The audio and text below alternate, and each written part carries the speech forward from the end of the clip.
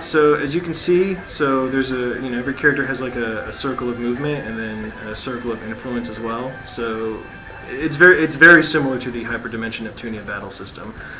So combat consists of you want to walk up to an enemy and make sure they're within your circle of influence, and then press X to attack.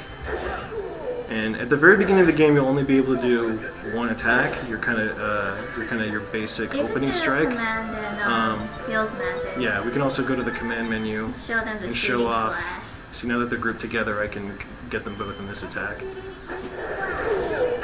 And in battle, the fairies kind of take on a more like mechanical role that kind of symbolizes how they're being used as weapons effectively. So they kind of take on a more like monotone, flat read in their expression compared to outside of combat when they're much more lively and animated. Oh, Fang, so humble, so humble.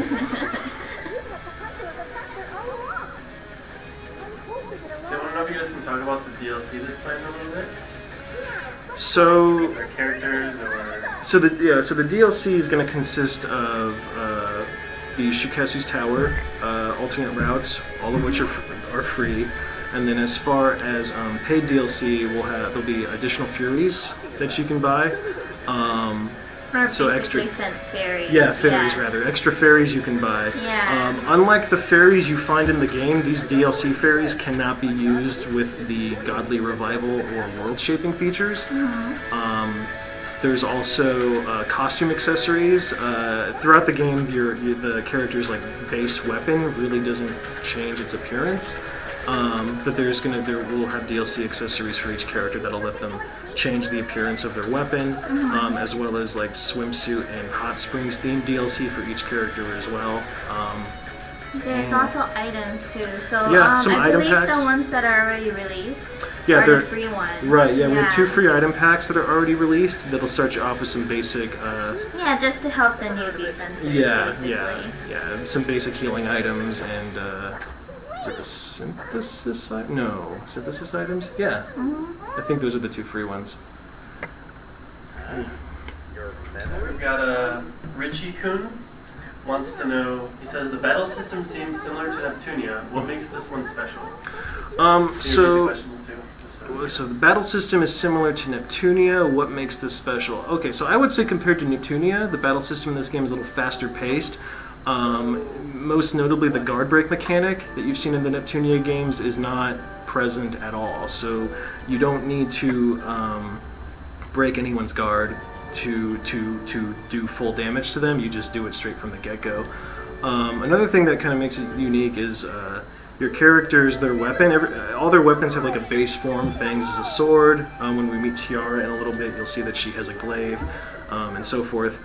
But that's not static. So as you equip different combos, these combos are associated with different weapon forms, and the weapons will basically change shape to deliver the attack. So Fang's sword will suddenly turn into a pair of gauntlets to do a punch attack, and then it'll turn into a rocket launcher, and then back to like a gun, like all kinds of crazy Yeah, you can shape-shifting customize weapon it to your own shenanigans. like favorite way. Yeah, there's a lot of customization in as far as like how you attack, how you assign combos. Similar to Neptunia, like the CPU mode is the Fairies mechanic, which I don't think we've had a chance to show off yet, but will come up soon. Yeah, but the special attacks are very, very unique because the choreography, like there's a lot of special attacks that people get to enjoy. It's not just the one that you saw. Oh yeah. From at the start, you're not gonna have many skills starting out, but as you progress through the game and unlock additional features with the weapon boost system, you'll learn different skills and different magic spells, and just kick ass.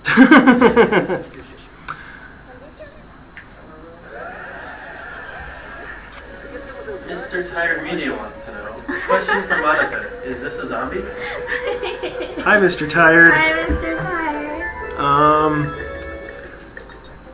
This is not as well. I don't know. It's for you. You want to answer that? No, this is not a zombie. Sorry, it's like a. Well, I'm glad we could clear that up. Sadly, there's no zombies in this game. Okay. So with the second tutorial battle, this will conclude the tutorials, and we can show off the Fair Eyes mechanic, which I think, as I mentioned before, is similar to the CPU mode in the Hyperdimension Neptunia series. The characters will basically go through an elaborate transformation sequence to assume kind of like a powered-up mechanical form that gives like significant damage boost and access to skills that can only be used in this form. So far, my favorite question has been from Richie-kun. It was the question about what makes the battle system special. So if you guys want to announce that, Richie-kun. Richie-kun. So at 420, Richie-kun, we liked your question, and for that, we're going to give you a free copy of Fairy Fencer F. Congratulations. Congrats, man.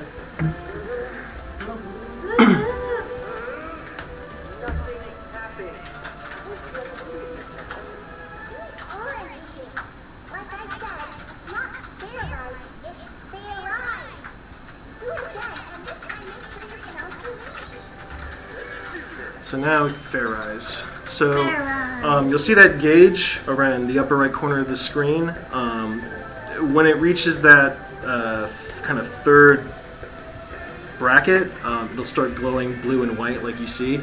And once that happens, you can command select Fair Eyes, and it will begin the transformation sequence. Also, as you can hear, the battle music has changed to a Full Contact, an awesome song. Yeah. Oh yeah, I could listen to this song for hours. It definitely gets you jazzed up. You also see, that the Burning Strike ability is now available. As you can see, this ultimate skill can only be used during Fair Eyes.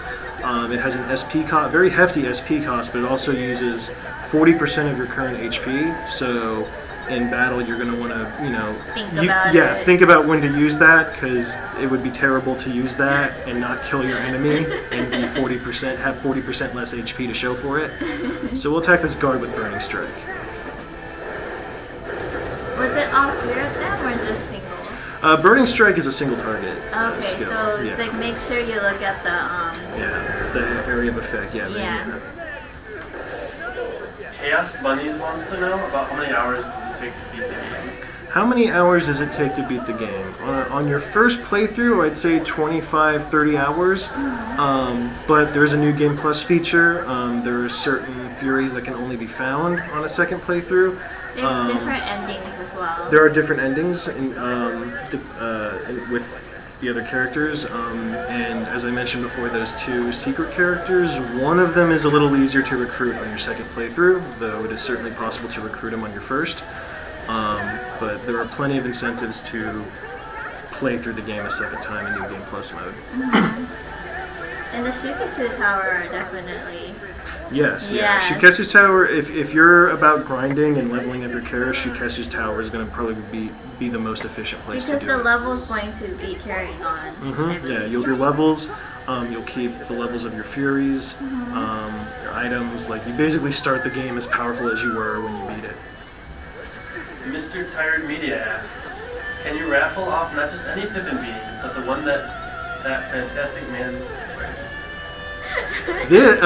Can we raffle off the Pippin beanie that I'm specifically wearing? I'm gonna have to say no. I'm really attached to this beanie, and I just could not. It would be fresh and warm. I just couldn't bear to part with it. The emotional damage would be too extreme. So I'm flattered, but mine.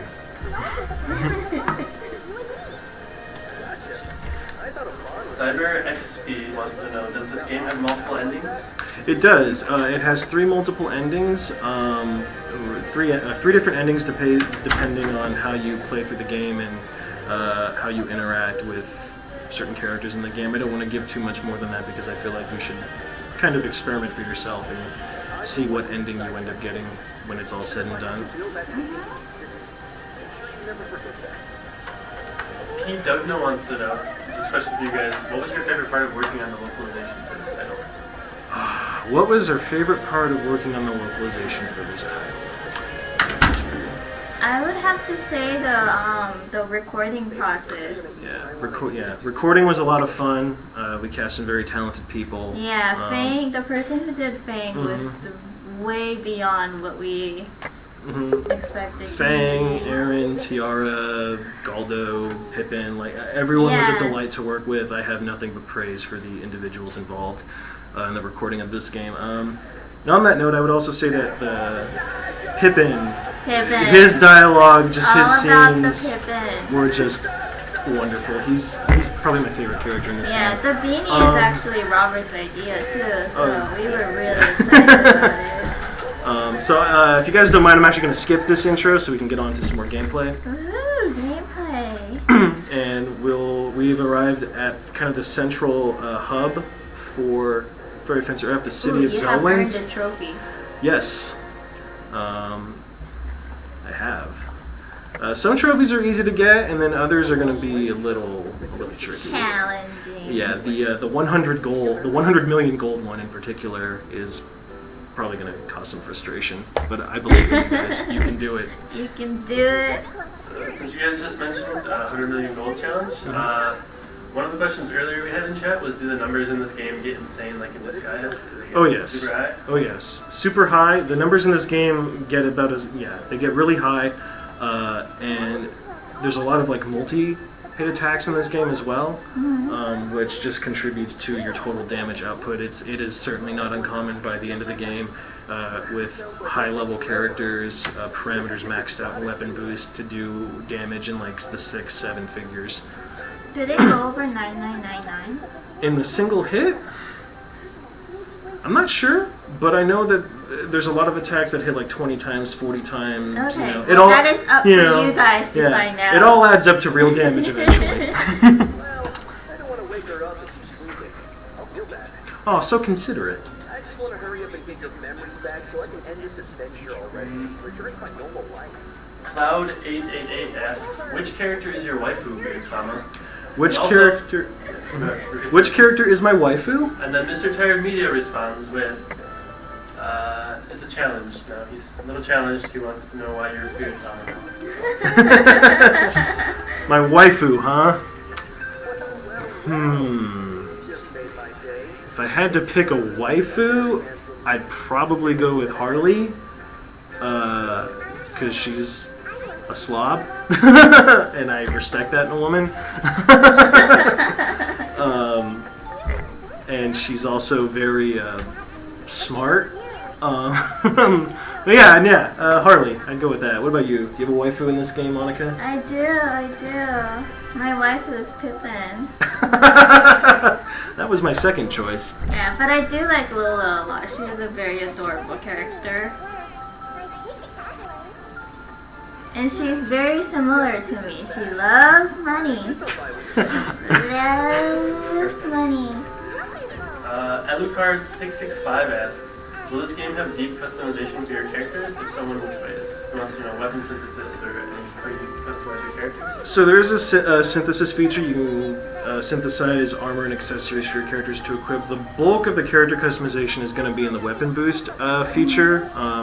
Once this story scene ends, I'll be able to open the menu and kind of explain that in a little more detail. But basically the weapon boost menu is where you increase individual character parameters like physical attack, defense, magic attack, defense, your attack range, the duration of your fury form, how you get additional combo hits. It's where you unlock your skills, your magic, your additional combo hits. The thing is that it is certainly possible to unlock every thing in the weapon boost menu on each character, but it's going to take you a long time.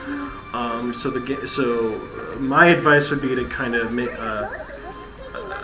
make specialist characters who kind of specialize in like a particular area of battle and play to those strengths rather than trying to make every character kind of a jack of all trades. Yeah, I guess there is. Yeah, like Galdo, I've heard that he has like a steal skill. Yeah, so Galdo. It's very useful. Yeah, Galdo can steal common and rare items from enemies. He's pretty good to have in a boss fight. You might be wondering, well, how am I, does that mean I have to use Galdo in every boss fight? What if I want to use a different character? And what's nice is that in this game, once your party size increases beyond 3, you can swap characters out on the fly in the middle of battle. Kind of similar to like Final Fantasy X, that feature. So you're not kind of pigeonholed into using just 3 characters. You can use everyone equally, and There's an ability called Learning in the Weapon Boost menu that basically puts characters who aren't